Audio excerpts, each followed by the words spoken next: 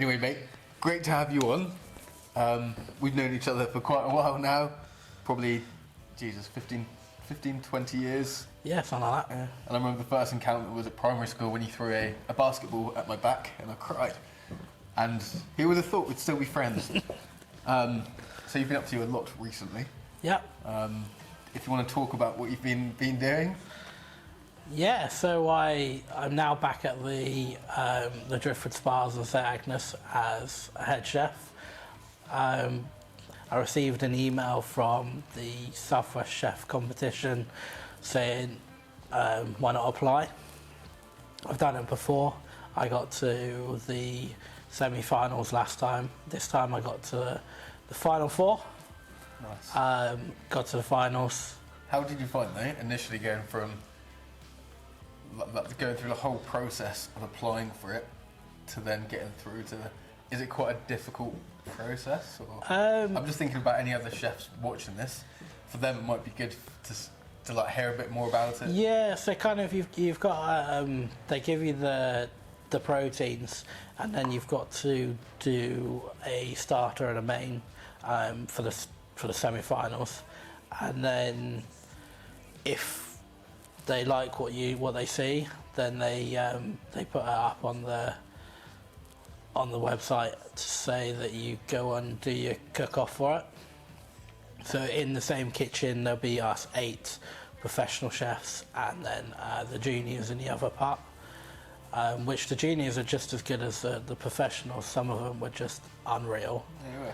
It sounds like you need a competition between the seniors. It sounds like the older generation and the younger. Yeah, and it was kind of a bit of a mind-blowing because obviously I work at a local pub that just serves seasonal local food that just looks and tastes great, and there's some people in the competition that work in these 4-star 3AA restaurants, and they're doing some phenomenal food.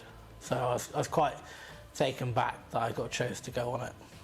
And you managed to get through that far? Yeah, I managed that far. I got into the finals with some of these exceptional chefs. You told me as well about how you found out about, I think was this when you knew you got into the finals? Yeah, so they don't sort of send you an email, they put it up on their website. And I was kind of a bit shocked. So what I did was I had my iPad and my phone up on the website, but the internet at work was kind of going down sometimes because of where we are. And it kept saying that the page wasn't loading because they must have been like editing it. Yeah. And my wife phoned me up saying, oh, have you seen? And I said, no, I've not seen because it's not working. And she's there sort of, a little bit sort of emotional, I guess. And I was like, no, I can't see. So I went into reception in front of everyone, and it loaded up saying that I was in the final 4 of the professionals. And then had to go and take myself out for a couple. Have a little cry. Have a little 10 minutes and think, oh wow, and yeah, it took me back more than I was surprised. And then just had a little chat with myself outside and then came back in and did a service whilst everyone's trying to phone me and message me saying, congratulations, you've done it. And it was mind-blowing, quite hard to focus on doing my job when you knew that was in the horizon. Yeah. Going to the finals. Southwest Chef of the Year, wasn't it? Yeah, and it was mind-blowing. I think quite a lot of people who work their asses off and like really passionate about their craft, they might be working in the background, and like to that person that Andrew spoke to recently and myself, it's like you're working every single day and you're trying to improve every single day, but because you're tucked away doing your own thing, you kind of get lost in it all. And it's not until you get some sort of like recognition that it kind of cements the fact that actually you're going in the right direction. Yep. And it's worth it. Just keep on pushing. Yeah, just keep on pushing. We all have that story that a lot of people doubt us and said from the beginning that we wouldn't be doing what we're doing. It was like, you know, when you first came into my kitchen and said, I'm going to build knives for a living, we all laughed at you. Yeah. Because I remember one of my mates, I put up on Facebook, I think, like, I am looking to buy an anvil and some hammers. And one of my mates in the comments below put, like, Maltwood, what the are you doing? well, it was kind of, it was not seen that you were going that way. You know, you was in my kitchen working hard as, you know, you do now, if not probably harder because you're there trying to impress me. I thought you were going to really slag me off then, like you were just slacking every day. And... Yeah, and it was, yeah, it was a bit of an eye-opener because I was like, well, that's a bit of a weird way to throw a curveball in. And I've just seen you go from my little commie chef that, you know, we took the mick out of saying that what was it? The bone on the sprouts that actually wasn't a bone, it's a stalk. We told you it was a bone. Now I can't remember that. and yeah, we took the mick out of you for a good sort of couple of hours, and I said, no, Dan, it's just the stalk it comes in. I think it's a story you're telling, I can now edit that out. So you can slag me off all you want.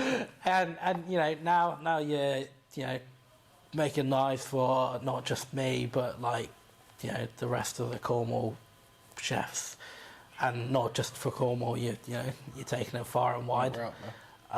So it's one of those proven stories that a lot of people doubted you, and now look, you know what you've done. But then, do you not find that yourself? Like when you do have, I was literally speaking to Andrew about this the other day, about how when you do have those doubters, and you have some sort of idea or something, and you get those people straight away, and they're like, you can't do that, you're not going to do that, you won't succeed, start putting you down. Yeah. I think once you then learn to use those like negative vibes, there's almost fuel to be like, fuck you. Yeah, and I'm get a show big you push, what you do and, push for you to do it. And then, yeah, definitely. And I think you might have this as well, like, even now you might have people being like, oh, you're doing great, which is really nice. But still, I think for myself to like push me forward a bit, I'll think about those old negative like vibes, and then just carry on using that. Yeah. But has there been anything, or any chef or person in your life who's like really inspired you to? Well, you don't have to say me, mate. At the minute, you know, we all watched the Great British Chefs on GBM, yeah, and it's kind of mind blowing. So going back to what Andy Tuck did, I've never seen anyone cook just on flame like that, and he kind of just inspired me just with little ingredients what you can do, like, you know, the Swede element on one of his main dishes was just, it looked phenomenal and you could almost taste it through the telly, which he was... He did an amazing job with that. Yeah, I mean, I still want to see how he did it, but I don't think you have to pop to the same queue and just knock on the kitchen door and... Okay, yo, Andy, what's you know... You might have to pay him. Yeah. But, yeah. I mean, you know, I work for him for a day or two or something just to get his ideas and see what I can learn, you know, because every day is a learning day. You don't know everything, you know. Definitely. Being a chef. Do you not find as well that if you went through life trying new things and every single thing you tried was really, really easy and it'd just be if boring. It's like you don't really learn. It's like you definitely know you're learning something when you come up against some sort of like really brutal obstacle or something. Yeah, I mean, you know, you've got to fail before you can succeed, and that's kind of what drives me forward because, you know, I don't see things as failure anymore. I just see it as a learning curve. Yeah, as a lesson on how not to do that. Yeah, I mean, you know, it's not an Instagram slogan or something, but that's just the way that I see things now. I don't see it as like I failed it. I've just another little bump in the road. Yeah, definitely. And I think when you get a bit older or something, you kind of realise that if you're trying to achieve something and it's difficult, I'm literally just blabbering. I just completely lost my train of thought then. It's much harder when there's a camera, isn't it? Because you know it's being recorded. Yeah, I'm just quite good now to switch off for it. Yeah, you're right now. Good. Right, I'll pause it there for a second. Take 6.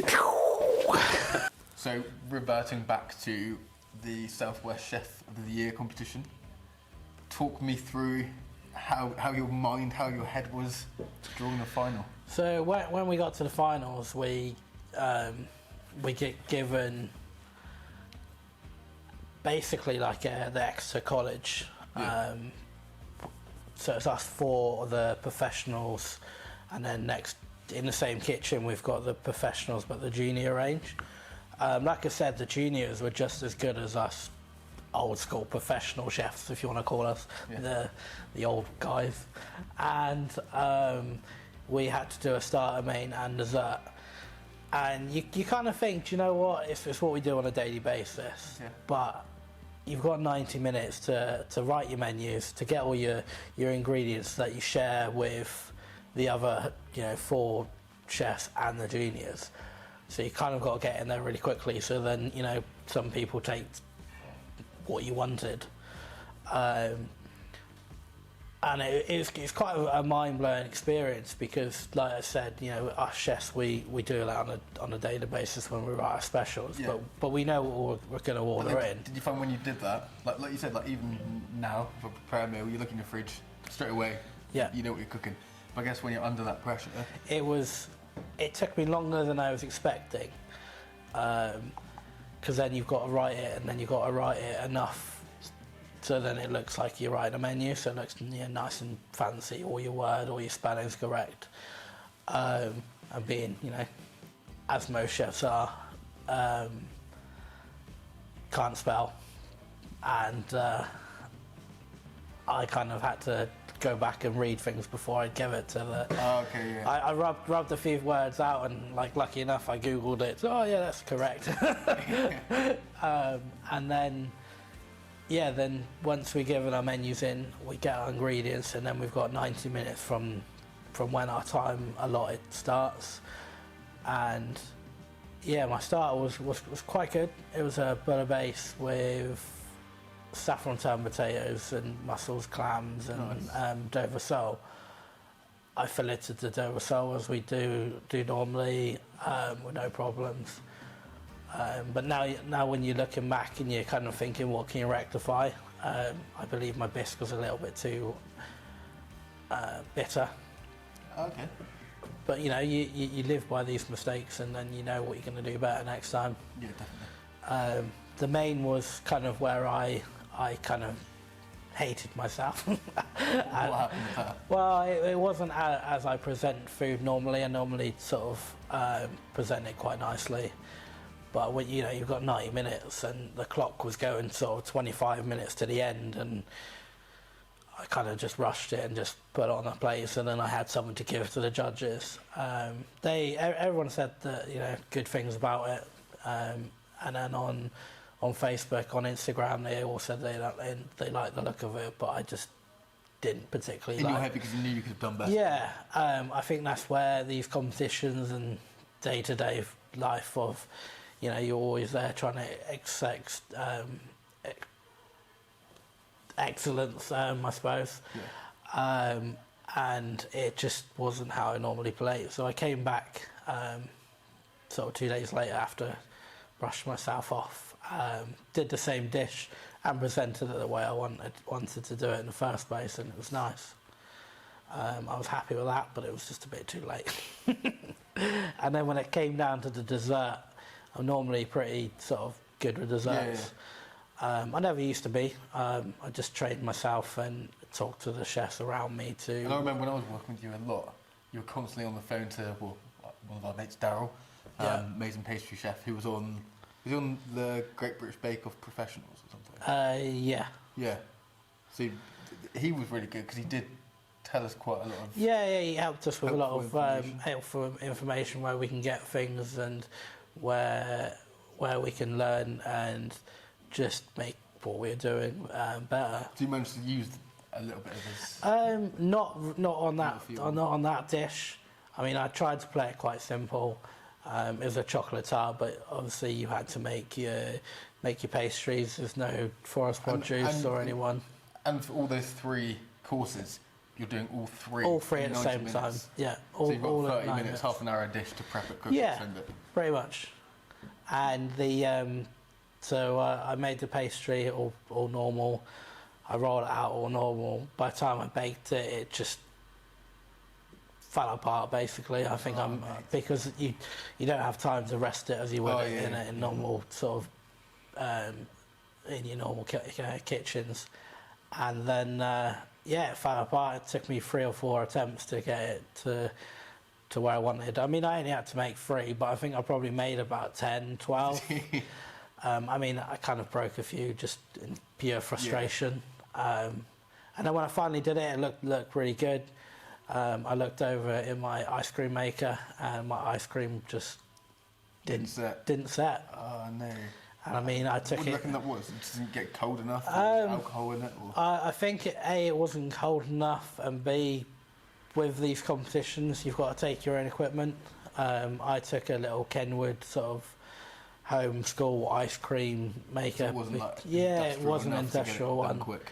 So I thought it would work because I've only got to make 3 little like Rochelle's, and it just didn't work. It was almost like a cold custard puree, I guess.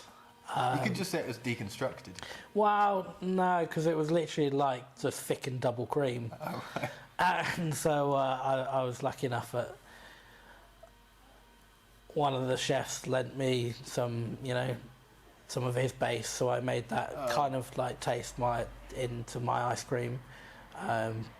But again, it wasn't how I wanted it to be. So lucky enough, I'm in the right position to have a new ice cream maker that I've now continuously made ice cream since. And timed every single every single batch. And so next time, or if I do it again next time, you probably will do it. I will definitely go again, just for my own sort of. Is it because you know you can do better? Yeah, so. I mean, next time I would definitely. And in your head, you don't want to leave it. Although you did bloody well, but you know you can do better than us. Yeah, I don't want to leave it unfinished. Even though I did really well, but in my head I could do a lot better. So then you've done the Southwest Chef of the Year. What about any other competitions? You applied for MasterChef, didn't you? I did. I got up to the interview stage up in Bristol, where so you get out the county. Yeah, I know. I almost had to get my passport out, and I got to the interview stage where there's a few people beside you and they're filming you and asking you questions like we're doing now. I bet that's difficult because this isn't too bad. It's just like a normal conversation. Yeah, but when you're trying to focus, it is difficult because you're almost trying to sell yourself. And at that time, I was working the Rose and Vale, and I was trying really, really hard to get our AA level, third rosette, which unfortunately I didn't get. We were close though, weren't we? We were very close, but unfortunately it's down to the day with that sort of thing, and so I kind of just gave up for a minute until that sounds tragic. Yeah. Well, it kind of got to me a little bit too much, and I just wanted to just stop for a minute and take a breather. Take a breather and realise that it's not all about these competitions and getting accolades. It's just at the end of the day you got to cook great food to be recognised. Yeah, and then kind of enjoy what you're doing as well. Yeah, and I think I was pulling out these stupid hours like all chefs was doing, just to get that recognition. Which now I'm going back and thinking about it. It really, yes, it was worth it, but you don't have to do those stupid hours and push your body to breaking point. Yeah, and your relationships. Yeah, and I think what can be better sometimes is just getting really good feedback from your customers, because at the end of the day, that's what you're doing it for. That's what you're doing it for. As long as the customer's happy and leave happy with their belly's full, there's nothing better than that. But for us chefs, we still want to get that little bit of recognition. And level up. It will get there. I'm pretty certain, as long as I just keep doing what I'm doing and just cooking great food. So you're now doing all these amazing things in the hospitality industry and getting a name, which is really good. A good name, not like a bad name for certain things. But what actually inspired you to get into chefing? So my uncle, who is no longer here, he owned a butcher's. So at first I wanted to keep in the family trade and learn how to be a butcher. So I did my work experience in my evenings and weekends with the local butcher company called Bateman College Butchers. And then I would take the produce down the road to Sally's restaurant, which is now Taste, and I ended up talking to Tony, the head chef, for work experience whilst I was at school, and then I was just talking away, and actually I kind of preferred to see what the end product was. It was nice to learn where and how to prep and like cut meat up to a certain spec, so then it would help me towards being a better chef than somebody who walks in straight off of college. Yeah. So then I know, if you've had like first-hand experience. Yeah, and I know that how to break down things where some chefs, when you come out of college, they kind of just chuck you in a kitchen, and then that's when you learn. You don't learn as much as in college. You learn when you're in the kitchen trying to do 4 things at once whilst having the ticket on. Yeah. So yeah, I found that I preferred to see what the end product was. So then I started to work both. So I'd work in the morning at the butcher's, quickly go home, have a bite to eat, run back down to Sally's restaurant and work the evening as a kind of, at first it was a KP, and then with being a KP you learn your plating desserts. And then I kind of left the pots alone and started talking to the head chef, kind of annoying him because I wanted to learn what he was doing, not what I should be doing. So then I started to gain a few extra shifts, and actually I ended up having to make the decision of, do I want to be a butcher or do I want to be a chef? So I went home and spoke to my dad. Dad was like, it doesn't matter either way, because either way you'll always have a job. Yeah. Somebody would always want their meat cut up and prepared for them, and then everybody's hungry. You'll be out of work. Yeah, you're always gonna be able to have a job as a chef. So I decided to go with a chef, and not really look back. And that was when I was like 15, 16. Nice. And then did you go to college? Yeah, so I did my level 1 at Truro College, because I was not very good at school, so I got the chance to do that. I think a lot of other chefs are like that. Yeah. Like quite mischievous. Yeah. You could say in school. I mean, that we could talk about all day about my mischievousness, but we kind of now are grown ups. So then I went to Cornwall College, done my MQ level 2, level 3. When I was doing my level 2, I was at Sally's restaurant, doing a lot more then. Then I kind of one day thought, you know what, let's see how far I can go in my career. I sent a lot of emails, my CV to many of the big sort of name chefs to just have that on my CV and learn what I could do really, really quickly. Yeah. Which I later on found out that I didn't put my name or email address or my number on my CV. So all your important contact details you left off. I left off. So I kind of wondered, like for a few weeks, like why I was not getting any sort of response back. And then a head chef from the Rick Stein's cafe ended up finding me on Facebook. Which chef was this one? And this was Luke Taylor, and he messaged me on Facebook like, if this is Tom Bennetts who's sent the CV to Rick Stein's, can you give us a call and give us the number? I sat at my computer thinking, this is a bit weird, bit strange. Why would I be getting? Thinking like this can't be. Yeah, and I mean Facebook was quite a new thing back then. So it could have been anyone. Like now, it could be anyone. So I kind of took the gamble. I phoned the number 3 or 4 times because I was a bit sort of shaky at first. I was like, oh no, they're going to answer. So I put the phone down, and then I thought, no, you got to be a big boy now. Put your positive and big boy pants on.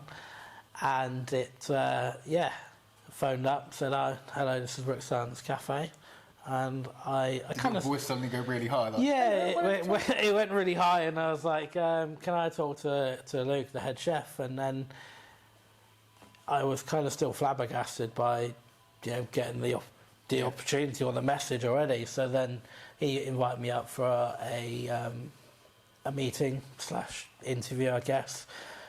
And I didn't have a car back then, so I ended up having to stay in staff accommodation. Was this in Falmouth? No, I started off at the in Padstow, the cafe, and then my dad would take me up sort of at the beginning of the week and pick me up at the end of my working week. Then I passed my driving test, so then I was driving from Truro to Padstow every day, and a few cars later,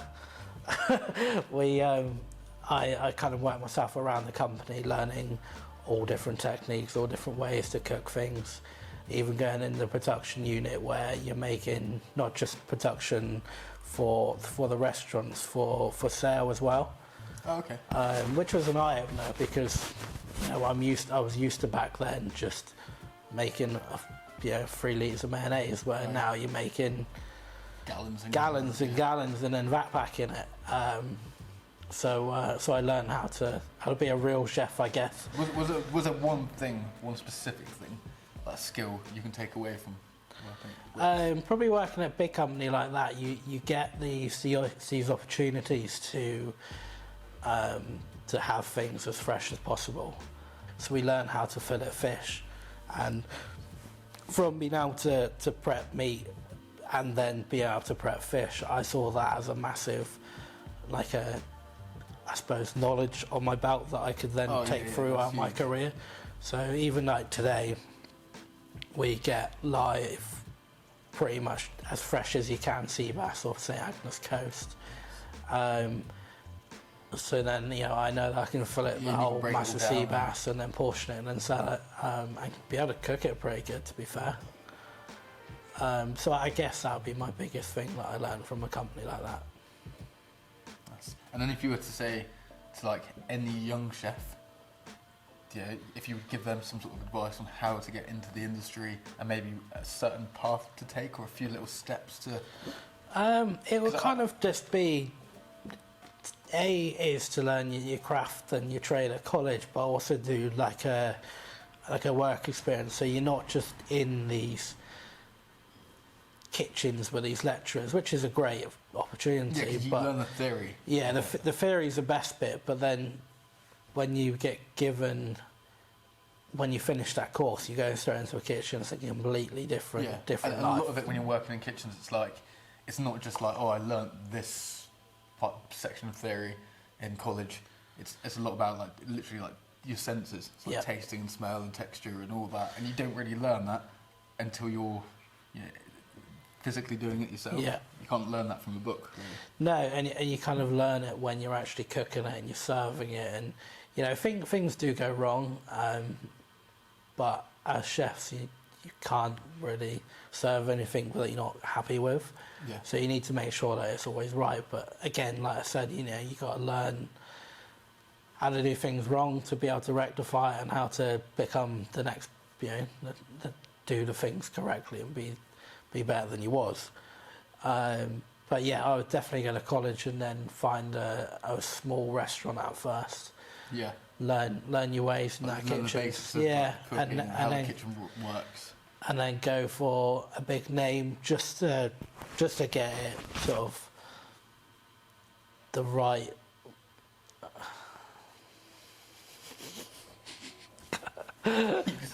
Cool. Just ran out of things. Yeah, just to, I suppose, just to get that underneath your belt to know that consistency wise that is the best way to cook, because working in a big company like Rick Stearns, everyone has to be consistent and up to his spec from his book. So then the people that go to eat Rick Stearns food is knowing that they're going to eat exactly what it is on the thing. I think one thing I would have done, instead of like my early days of chefing, was I just tended to like work around all the pubs in my local area, and I did learn like quite a lot. I learnt with Stephen Barrett, also known as Pee-wee, and Ed as well.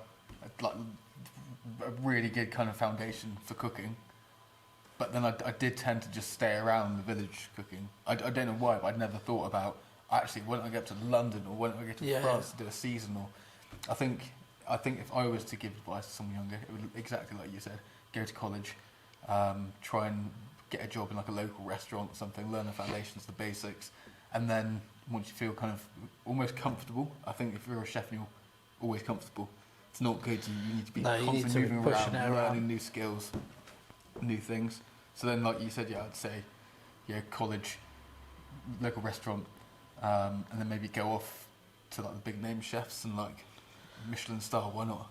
I mean, what's really nice as well to knowing now you can, as long as you have a great relationship and a great work ethic, you can go and phone up or email one of these top chefs and then say, can I come and work in your kitchen for a week?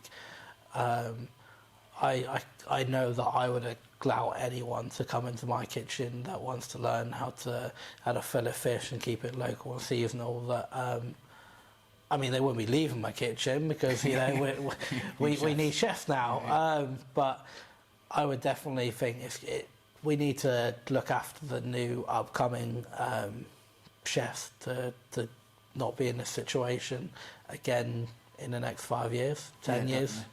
And I think definitely like it's like a head chef or something, like taking them under your wing. Yeah. And having like an understanding of they might not be able to learn so quickly. Like a few times for me in like certain places I worked, it was a lot like, oh, you don't know how to do that, you're an idiot. Yeah. But when you've got someone who's like encouraging you and showing you directly, it makes you want to learn more and stay with that company or that restaurant, that pub. So yeah, I think if you've got a good mentor, that helps. It's all about the mentor, I think. Definitely. And you were terrible, so... Wow, you know. I'm joking.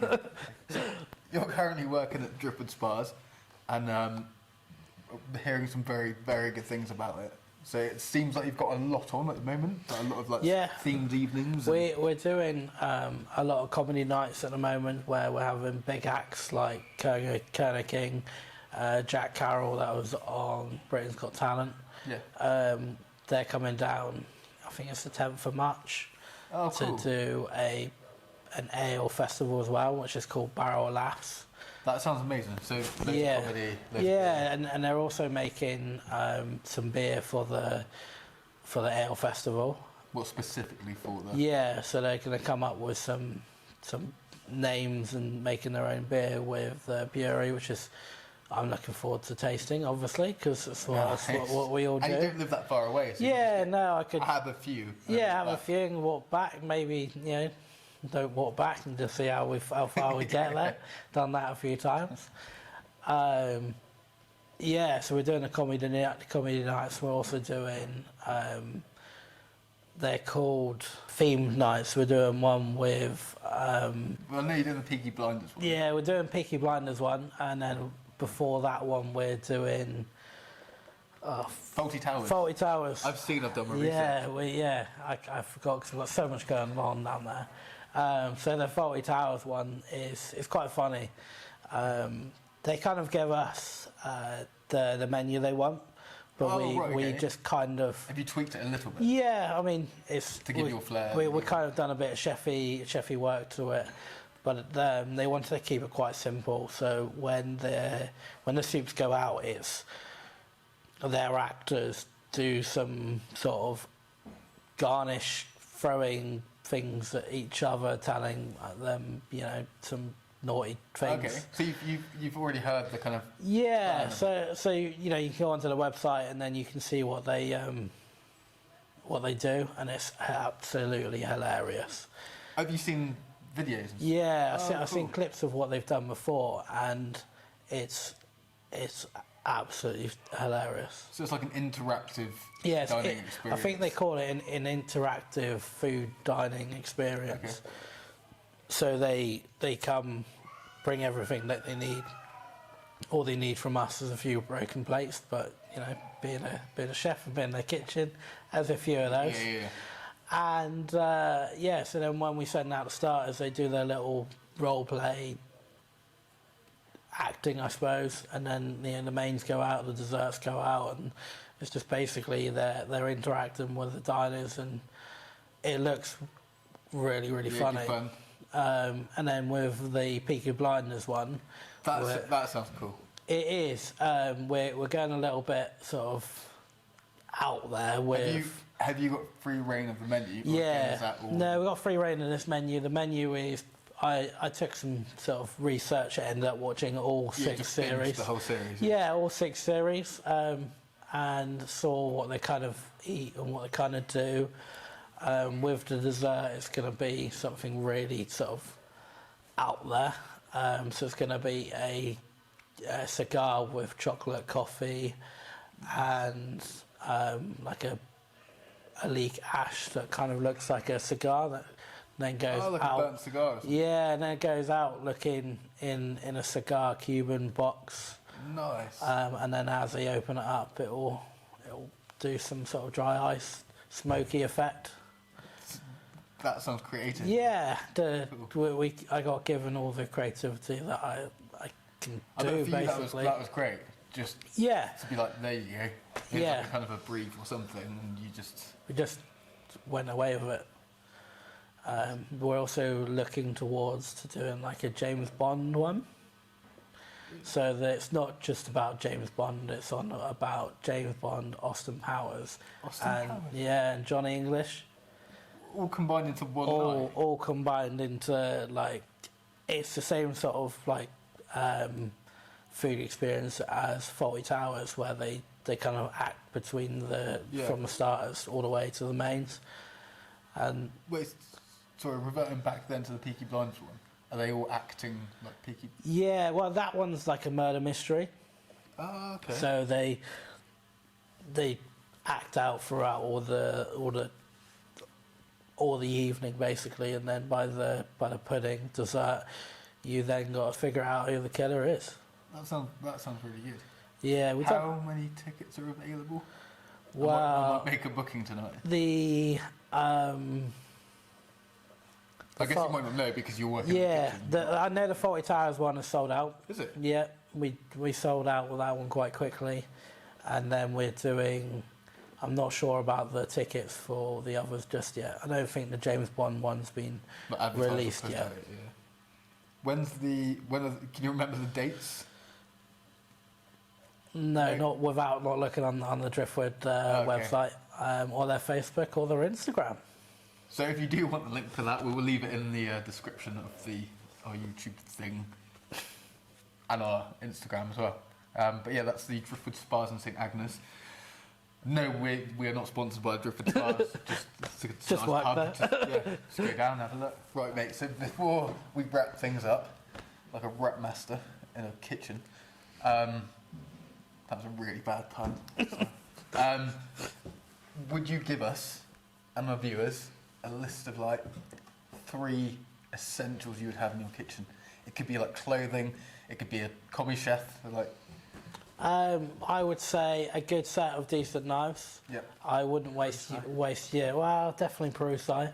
I wouldn't waste your time with these new upcoming cheap knives. All over Facebook. Like 5 knives for £100. That would probably last you. Yeah. So that's one thing definitely. I think we've discussed before is for anyone watching this, if you see knives on Facebook or Instagram, and it says like forged in the hills of Japan by an ancient swordsmith or something like that, and you get, like Tom said, like 5 knives and they're like 30, 40 quid. They're not made in Japan. Well, they might be, but really, really cheaply. They're not going to be Damascus. And as you've seen in like commercial kitchens, some of those do like fall apart. So, some of them aren't even folded correctly, as if you use one and put a lot of force into cutting like a big block of cheese, they normally snap. I've seen that a few times. And some are almost like a sticker effect. Yeah. So once you start chopping and really used your knives. And you start to see it fade. off. Yeah, you start to see it fade. Where it's just been lasered on, or almost like I said, almost a sticker. Steel, it's, No, printed on. and it's quite sort of sad to see that because it's what we do for a living. We may as well invest in something that's going to last us a long time, rather than buy a set of knives and then 5 months later you're going to have to buy another set. You may as well pay for your own budget, or just get one at a time and then build you. And we're not saying like, I wouldn't say to one, if you can like afford a Prusa knife or whatever your budget, just do a bit of research first before just being like, that looks shiny and nice. Yes. Research it first. Yeah, I would definitely research it because there's a lot of fakes out there. Yeah. Okay, cool. So, a kitchen knife, really important. Yeah. And then I would definitely go with a decent chef jacket. So you can buy these $9.99 jackets, which once you wash it a few times, they go really thin and see-through. Yeah. I know it sounds really weird, but it's a little bit odd in the kitchen, isn't it? When you... I would definitely again go for your budget, buy whatever. They're like, because there was a brand. Well, obviously we do sell Chef Whites, but there is a brand called Oliver Harvey, which are really good. Yeah, really I nice use Oliver Harvey. They're British. They're all like handmade, aren't they? Yeah, and they're really comfortable and they last as long as ever. I've still got my very first one that I got brought for me from when I worked at the Rose and Vale. That's still hanging up in my wardrobe as a nod to where I first started realising who I was and going for the accolades and chasing it too early. Yeah, it's like a chapter in your life. Yeah, and I was definitely chasing it too early, and then I realised that just slow it down. The accolades will finally come once you get the right team behind you. Sure. So, knife, chef's jacket, last one. Maybe last one. We'll go 5. We'll go with a good comfortable pair of shoes. Pair of shoes. Yeah, so, us chefs, we go through a lot of shoes. I don't know how many steps we do, but I think... some chef I was speaking to the other day, he did like an 18, 19 hour shift. I swear he did like 15, 20,000 steps or something. Yeah, I can believe it. So I first of all went through the Birkenstock range. I've got a condition called arthritis, so my feet are kind of curled as well. So I found that the Birkenstocks just, after a 10-hour shift, my feet were starting to hurt. Oh, okay. So I did some research, like we were saying about knives. I've also found this shoe company called Autotech, and they have different soles, so you can choose between sort of however your bridge is in your foot. Yeah. So then you can kind of build through your different levels of comfort. And I've just not gone back. I've had them. I probably buy a new pair of shoes really sort of every 2 years with them. They've lasted that long. I've just not long ago bought another new pair, which I didn't really need to. But mine are like on the verge of it's time to time to get a new Looking pair. like crocodiles. I mean, I super glued them with. With tape. Yeah, but they're really comfortable. Once they're comfortable, that you kind of don't want to throw them away. All right, so 4th one. Let's go machinery or piece of equipment like that. I think I might know what you're thinking. I mean, probably a turntable because I like what to... What expecting that? I was thinking a Thermomix. Well, a Thermomix is great. I mean, not all... us all chefs don't have the privilege of owning one of those. Yeah, they are luxury. Yeah, they are the luxury, and they're worth the money that they are. But definitely a turntable because I like to do like all the little design things. Just to, now I've gone back to just doing simple, clean 4 or 5 different elements on a plate. I'd rather it look nice more importantly, taste as it should. But if a customer ends up having the plate and, you know, it looks as pleasing as it would taste-wise. And it all marries together. Yeah, I mean, I'm not just doing it because of my fans and followers on Instagram or TikTok. It's just my customer is the most important, as long as they have the experience of it looking good and tasting even better. Then I think as well, it's easy. When you go for like a meal somewhere, like something might be cooked really, really nicely, but if it's not presented that well, your initial thought, your first sense kicks in is your vision. Because you eat with your eyes. Exactly. So if you see something come out onto the table and it looks stunning, already you're like, wow, that's amazing, and you kind of want that for your customers. Yeah, I mean, the way I see food is, well, definitely when I'm in my kitchen, is you kind of cook for your customers what your customer can't really do at home. Exactly. Because when you go out to eat, it's not just because I'm hungry, but you know, it's more of a luxury thing nowadays, because you know. And you want like a memorable experience. You know, food prices are going up, electricity's going up, and I think it's more of it's not a convenient thing to go out and eat anymore. It's now becoming it's a treat. It's a treat, and I believe that's what the customers really want us. So that was your fourth. Fifth item in your kitchen, your essential. I don't know, probably a decent oven that works. A decent oven? Yeah. That would be handy, because then you can cook stuff. Yeah. But speaking of ovens, so the majority of my cooking has been on like gas hobs. Yeah. Which I find quite nice because they're so sturdy and they're cast iron tops. And then a few times I've tried on like induction. For me, I found that transition kind of a bit difficult. It took me a while to get used to it, but what do you prefer, gas or induction?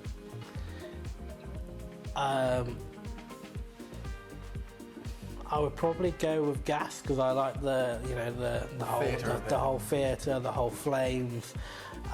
But if I was ever to own my own restaurant, it will be induction, because I wouldn't waste that much money on fuel or gas, because you know, our chefs leave the gas on once in a while.